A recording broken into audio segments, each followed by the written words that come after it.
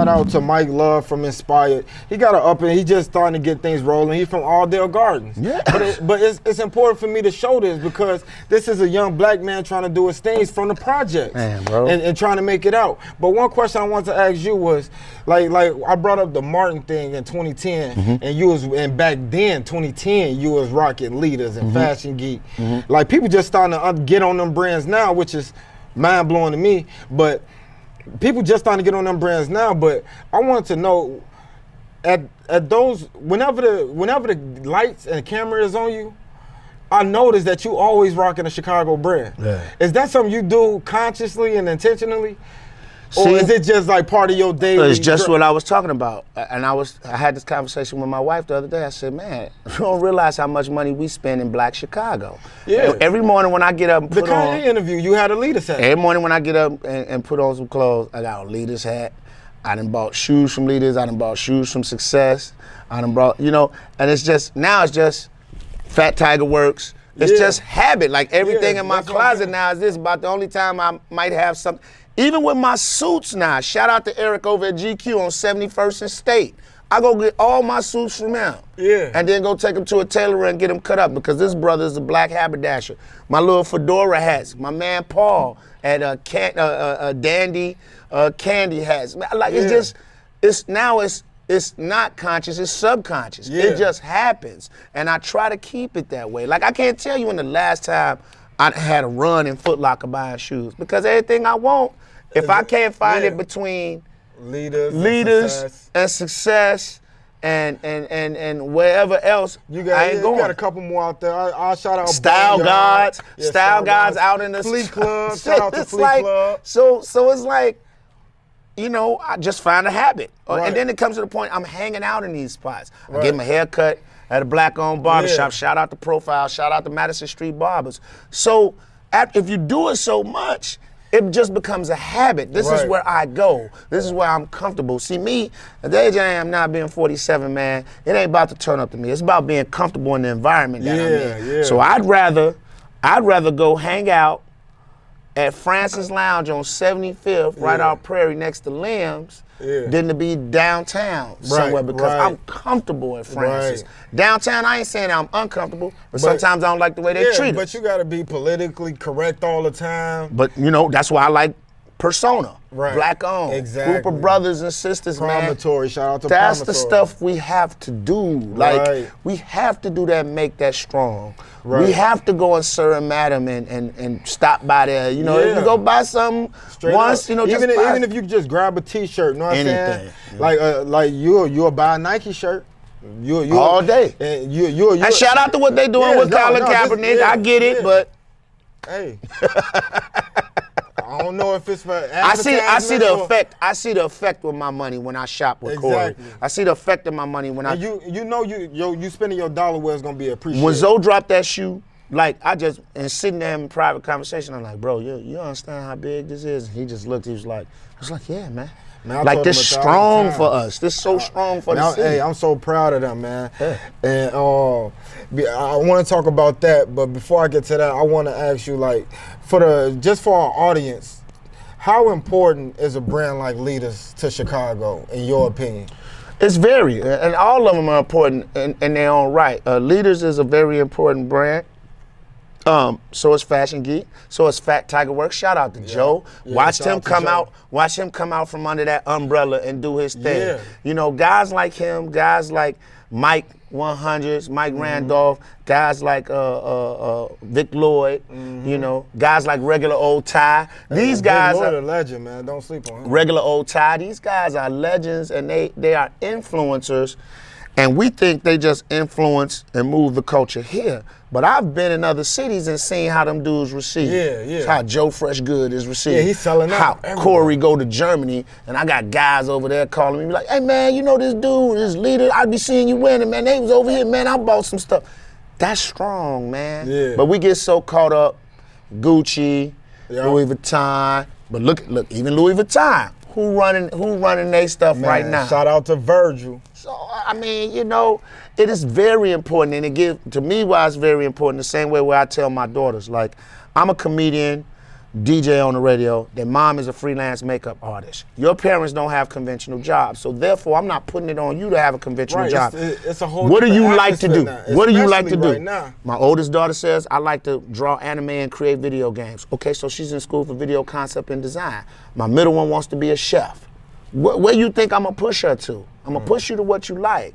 You know what I'm saying? If she wanna be a chef and I'm like, well, ain't no money in that. Right. I need you to get this accounting degree. That ain't what she wanna do. Right. We have to start finding out what our children wanna do. And if they're drawn to that, if a young brother is drawn to fashion, he wants to follow Zoe on Instagram, he wants the same swag as Zoe, but he also has to know that Zoe and Courtney put in a lot of work. That's the point that I want people to understand, and I always emphasize that part because people see the success but never see the struggle. Never see the struggle. They never see the struggle. Zoe, I did an interview with Zoe, and y'all can look that up. In that interview, he expressed a lot of the struggles that he dealt with, being homeless, Absolutely. sleeping on Vic Lloyd couch. But you don't know that. And being like when he first came out with the different colors and the duck, everybody laughed at him. You know what I'm saying? But now it's a template for everybody's shirt. Facts. The colorway he using. Yeah. You know what I'm saying? Like you can't understand the success until you get the story of the struggle. Yeah. Because that's what led to that. That's what gave him that drive to get to that level of, like, the have-nots are often more hungry than the people that got the silver spoon. Listen, man, been doing this comedy and entertainment thing for 22 years now, right? People, Lil Rell, he's got a TV show on Fox. Man, shout out to Rell. People man. think that happened overnight. Man, Rell been doing this for 15 plus years. DeRay, 20 plus years. Yeah. All the guys you see on TV, there was a process behind the progress. Yeah. Understand what I'm saying? And then like I hate when people walk up to me like, man, why you ain't in LA like DeRay and Rell and them, man? Like, what's up with that? I was like, you know, this is how simple-minded you are. You focused on that. That's their lane. That's what God wants them to be. You just overlooking the fact I've been on radio in Chicago for damn near 17 years. People have went through high school and college off my voice. So why can't you celebrate that instead of wanting my success to be the same as my brethren? Exactly. I'm proud of them. That's what they're doing. Just like they'll turn around and tell you, when you go to Chicago, man, check my man out here on the radio if you want. You know what I'm saying? Yeah. So we got to learn how to do that. Yeah. There can't be a guy that comes along and they start trying to compare his success to what you're doing for Flight School TV. Right. This is Flight School TV. Right. This is this. He might have remote control car racing TV, and it's doing numbers. Right. Stop trying to compare him to you and just celebrate both of them. We can like LeBron and we can like Jordan. Exactly. You know what I'm saying? Exactly. Just quit it with this one's better than the other one, you know? Pitting each other against each other. And I'm gonna tell you something. I used to have problems with stores. So like I come into a store with a leader's hat on, and some of the little young guys that work there that didn't know who I am and how my mind operated, like, oh, I see you. You fuck with leaders. Hey, man. Yeah. You want a good way to lose me as a customer? With that shit. Yeah. This is a black-owned brand. Right. I'm coming here to shop black. Right. And they not gonna say that to me when I walk in their store with your shit on. Actually, so why are you doing it? They embrace it. They will send you to the next store. You walk in there, and if they don't got something, let me tell you about leaders. You walk in leaders, they embrace you, and they don't treat you just like a customer. They treat you like family. And you want a bill? They'll have a sit down, have a conversation with you. You won't even buy nothing. Right. And you walk out the store. All right, man. Like I've been in there for 2 hours, ain't buy shit. Yeah, but and if you can't find what you're looking for, they'll send you. Hey, you know what? Go right over there. They probably got that stuff you're looking for. Is right down there. Ask for so and so. And they give you directions. Like it's right. I done seen them do it. And then ask for my man. We're here and there. Exactly. So that's what we got to get on. We got to keep. You know, we laugh and look at Black Panther, but we need a real life Wakanda. Yeah. Where there was 5 tribes, but they all worked in unison to make a fist and make Wakanda what it was. Yeah. You know what I'm saying? No, the mining tribe didn't hate on the border tribe. The border tribe didn't hate on the river tribe. They all worked together for the good of the community. Exactly. And that's why we need, and that's why I preach. Support your local brand. Yeah. You know what I'm saying? Definitely support your local brand. Yeah. And I mean, since except if the shit is whack. Yeah, now if your shit whack, your shit whack. It ain't no get him some help. Yeah, know what I'm saying? Steer him to somebody look, man, go talk to him. Yeah, exactly. Because I run into that too, and I feel bad. Like, you know, people give me shirts and stuff all the time. Yeah, and I just be like, so this is how I explain it to them. They're like, man, yeah, wear the shirt, we about the band. I say, listen, I have a brand just like you have a brand, and I can't be caught looking crazy. Yeah, like can you kind of get what I'm saying, bro? I said, like, if I had your shirt on and was out here sleeping with 14-year-olds, would you want me wearing your shirt? Right, he was like, nah. I said, all right then. So he's like, but I don't get it. I said, well, this shirt is not something that Leon would wear. Right.